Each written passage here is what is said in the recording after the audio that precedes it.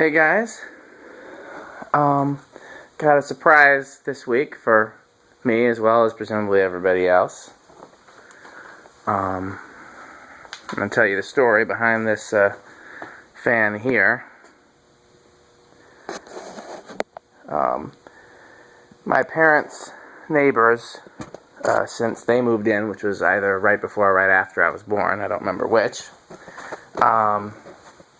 was two women that had lived there since the 60s. And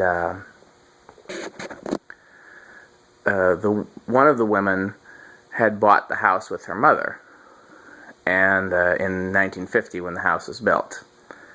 And the mother had owned a general store in Blue Mountains, Wisconsin, which is a tiny little town not far from where I used to live in Mount Horeb, Wisconsin. And I think the mother died in the 60s, and that's when the other woman moved in and the store was disbanded. And this fan was part of the store.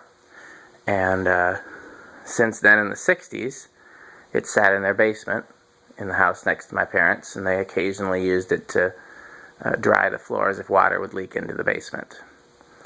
And I used to go over to their house all the time, play with their cats. They used to take us on outings for our birthdays, me and my brothers. It was basically like having two additional grandmas that lived right next door. And when they found out that I was into fans, they said, "Oh, we got a big one in the basement." So they used to let me go down. I used to play with it on end. And I offered, at first I asked, can I have it, when I was too young to be able to buy it, and of course they said no.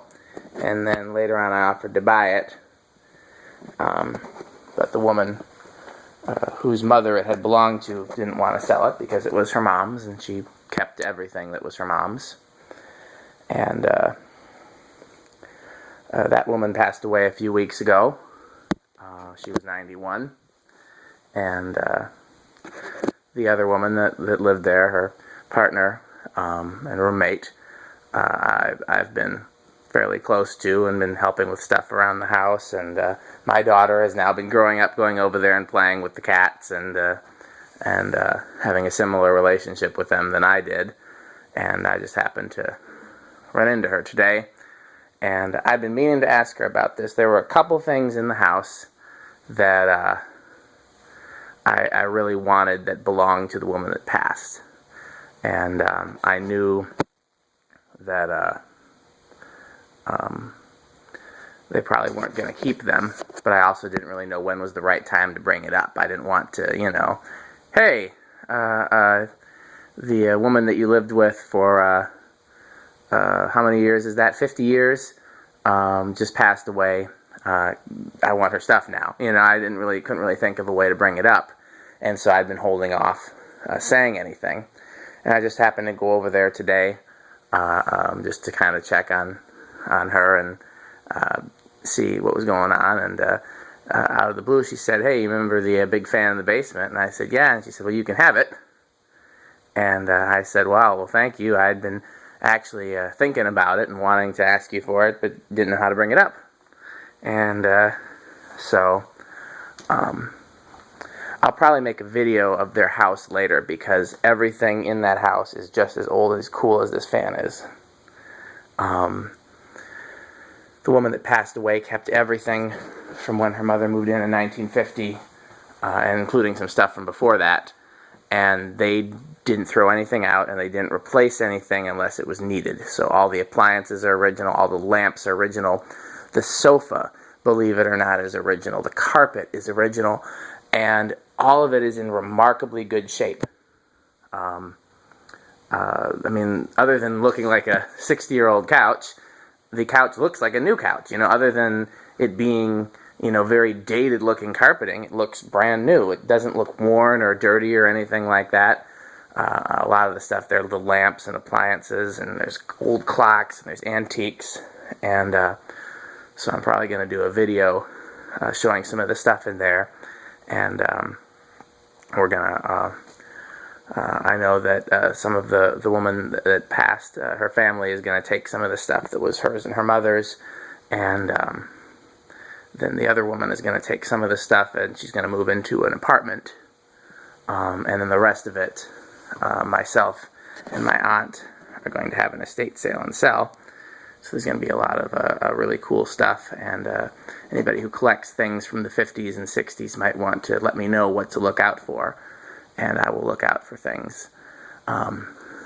There's one other fan. It's not nearly as cool as this. It's a GE from the 50s, and I will make sure that that is properly cared for. I may buy it for myself, or I may sell it to another collector, or even see if somebody that comes to the estate sale wants to buy it, but it will be treated accordingly. So let's take a look at this. I got it hooked up to the testing light there. I think if you watch my videos, you'll know what that's for. Anytime I'm testing something that's older than the 80s usually, or maybe older than the 70s, anything that's old enough not to have a polarized cord, I test it in series with a light first, just in case there's a short somewhere. And that way, yeah, the worst thing you get is a bright light. So let's take a look at this first, though, before we power it up. I want to show you, like Manny Fresh and Aire, it's got a pull chain that shows the speed indicator. That is later, similar thing is now found on Dayton Lasco's later on. But this here says Compensator, lower speed for voltage variations, higher speed. So we will see how that affects things in the video. We'll test it out with that. I think I've covered everything. I guess before I test it, I want to show you. I've been slowly cleaning it up. Obviously, I haven't finished, but it looks like under the dirt and the surface rust and the old oil and things like that, it looks like it's mint shape underneath all that. Like you can kind of see the areas where I've cleaned up. For example, if you look at the back of the guard, you can see that spoke of the guard I've cleaned, that, and other ones, for example, I haven't. But if I take the time to clean the whole thing up, I think it'll look like brand new. I'm not finding anything that's, like a imperfection in the finish or rust that went through the finish or anything like that. Only reason I might not clean it up is it's probably just going to be here in the shop and it's going to get dirty and dusty again. But I wanted to show you my trick for cleaning chrome and a lot of other finishes.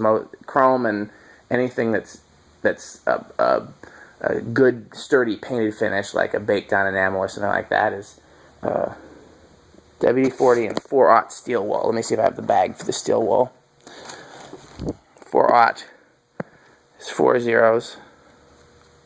I don't know if you can see that. And then, of course, WD-40, we know I use it on everything.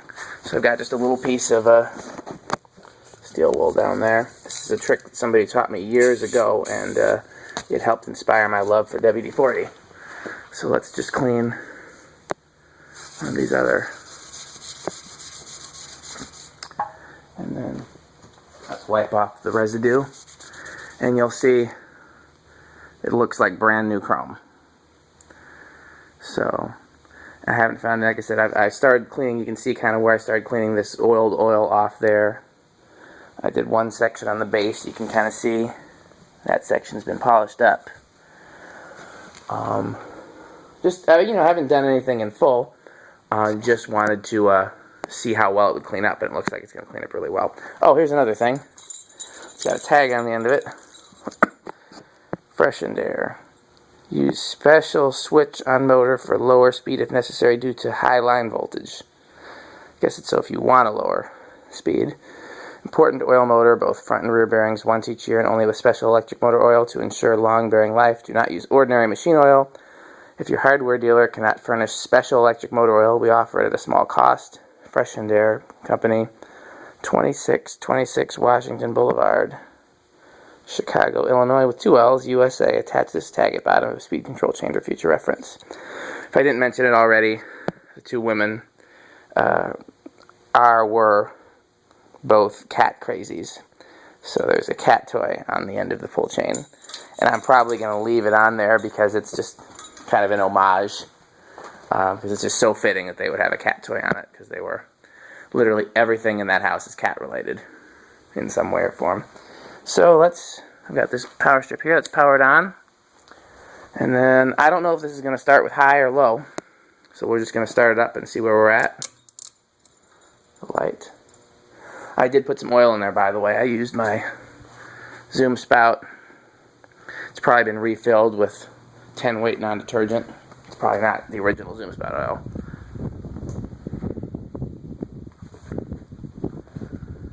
So I wish I had a cleaner space to video this in without all the junk in the background, but as you can see, I'm kind of buried in projects right now. Man, that is silent and a strong breeze. I know this is not indicative of how it's actually going to perform because it's got the lighting series, but I don't know if you can hear any wind noise on the video, but I'm telling you, that thing is blowing some air even at this low speed. Let's see how the compensator, I really wonder what's wired with that, if it's maybe a coil tap, or if it's a additional transformer, or if it's a capacitor. I don't know what it could be. Let's see how that affects the light. Not at all. And not at all the blades either. 2.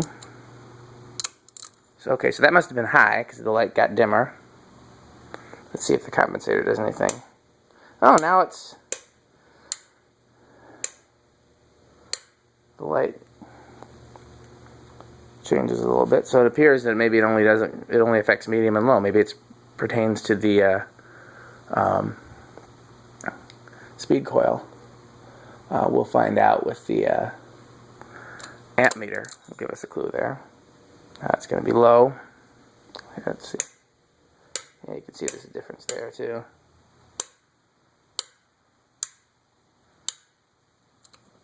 Off.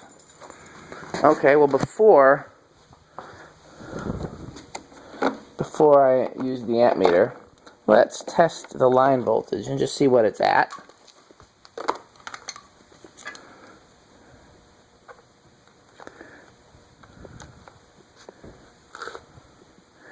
$121.2. So line voltage is high. So theoretically, to get the fan to perform as it's intended, we may need to actually utilize that. If that would stay there, that would be remarkable, because then I can probably see it. Let's see, I bet it's rated for 115. Interesting, I would have expected 110. It's rated for 115, and it's supposed to draw 135 watts. At 115, it's going to be a little bit over an amp. It's going to be 1.1. Math is hard. I'm going to assume that it's around 1.2 amps is what it's supposed to draw. Anybody wants to do the math, you just divide 135 by 115. I don't feel like doing that in my head. Well, I tried at least, but that's the best that I had right now. I can't really tell. Okay, let's see if that's enough. Right, let's see. We set properly amps, okay.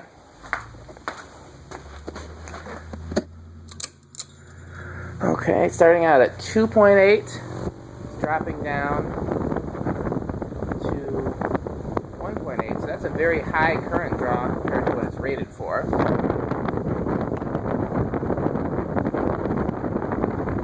It is blowing some serious air, but surprisingly, it's not like drastically more than it was when it was going slower. I think it's just efficient no matter the speed. Let's see what that compensator does. Nothing. So I guess I was right, and it only has to do with medium and low. It has nothing to do with high. So let's do medium. Yeah, it's still, I mean, I'm sure there's a difference between medium and high. I can hear the difference, but in terms of feeling the air that it's putting out, it still feels like there is a tornado headed right at me. We're down to 1.4. So we're still above the rated current. Yeah, I was right about that. Model 20, by the way. Number B11937. Patent pending. Okay, let's try the compensator. It's dropped it considerably down to 1.35. I can definitely hear a difference. It's, again, I guess I need somebody to be operating the speeds while I stand in front of it, because I don't feel a difference. It just feels like I'm being knocked over with wind either way. And let us go to low. Now we're at 1.18. That is considerably less wind. It's more of a gentle breeze now. And it's silent. I'm amazed at how quiet it is, especially with that narrow blade. Oh, we still got the compensator on. Let's try it without the compensator. We went up to 135 again. I didn't hear a difference, really. I guess there's a little bit. Yeah, it just takes some time. Let's go to the higher low.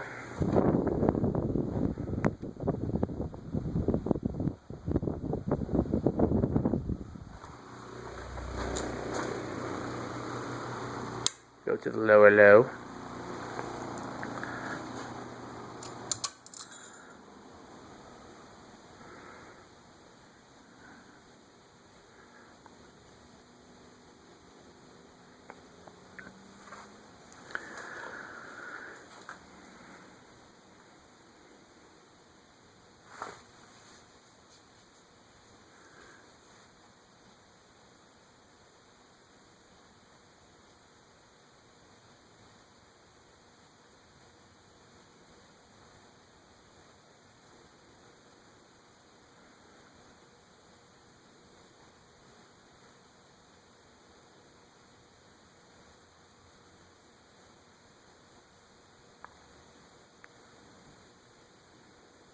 Pretty impressive spin down time for that being such a low speed. Let's cut it to high. I know it doesn't make a difference, but I'm going to put the compensator on the higher setting so that we're back out here, and I'm just going to step on the power strip so it can spin down from high.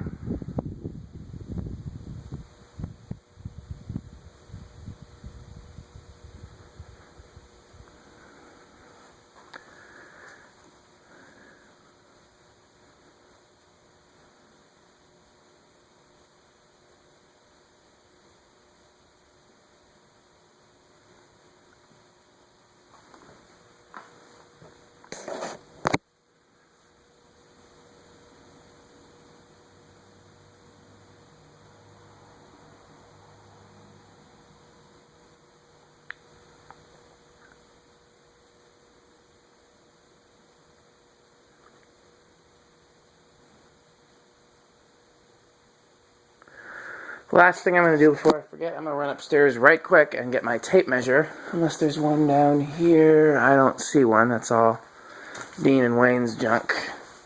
Not junk. I'm sure it's very expensive parts and tools, but my side is my junk, their side is their junk. I'm going to run up here and get my tape measure because I want to see what size blade it is. It looks like about an 18 or maybe a 20. I knew I had a tape measure right here.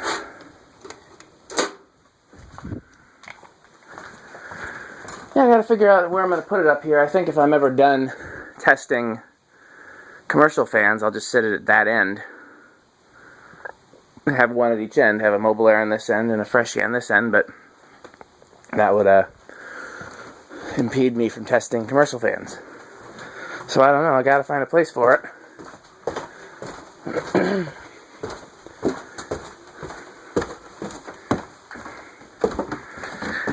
The neighbor woman apparently told my mom several days ago that Dan could come and get the fan. My mom did not pass the message along because she was scared that I would bring it to her basement. So I did not receive that message. So also seems unlikely that it'll be welcome over there. Come on. Let's see. It's hard to do with one hand here. Ah, you stupid thing.